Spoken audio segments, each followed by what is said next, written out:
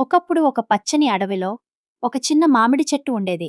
ఆ చెట్టు చుట్టూ పెద్ద పెద్ద చెట్లు, బనియన్, పీపల్, తాటి చెట్లు ఉండేవి. చిన్న మామిడి చెట్టు బాధపడుతూ చెప్పింది, అయ్యో, నేను ఎంత చిన్నగా ఉన్నానో, అవన్నీ ఎంత పెద్దగా ఉన్నాయో చూడండి. నేను కూడా అలా పొడుగ్గా ఎదగాలనుకుంటున్నాను. వెన్నెల గాలి దాని మాట విని చప్పుడు చేసింది. కాని మామిడి చెట్టు వినలేదు. తన కొమ్మలను బలంగా చాపి పొడవు పెరగాలని ప్రయత్నించింది. చటక్! ఒక చిన్న కొమ్మ విరిగిపోయింది. ఓచ్! అని చెట్టు ఏడ్చింది. నేను చాలా తొందరపడ్డాను. కొన్ని రోజులు గడిచాయే, మేఘాలు వచ్చి వర్షం కురిపించాయే. మామిడి చెట్టు తాగింది. తర్వాత సూర్యుడు నవ్వాడు. చిన్న మామిడి చెట్టు నెమ్మదిగా పెరిగింది.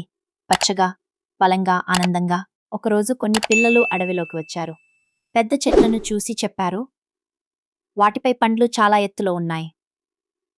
మనకు అందవు. ఆ తర్వాత వారు చిన్న మామిడి చెట్టును చూశారు. దానిపై పసుపు పసుపు మామిడి పెండ్లు తక్కువ ఎత్తులో వేలాడుతున్నాయి. వావ్! ఇవే సరైనవి అని పిల్లలు ఆనందపడ్డారు.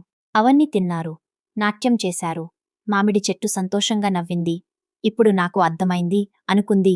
నేను పెద్దవాడిని కాకపోయినా ఇతరులను సంతోషపరుస్తున్నాను.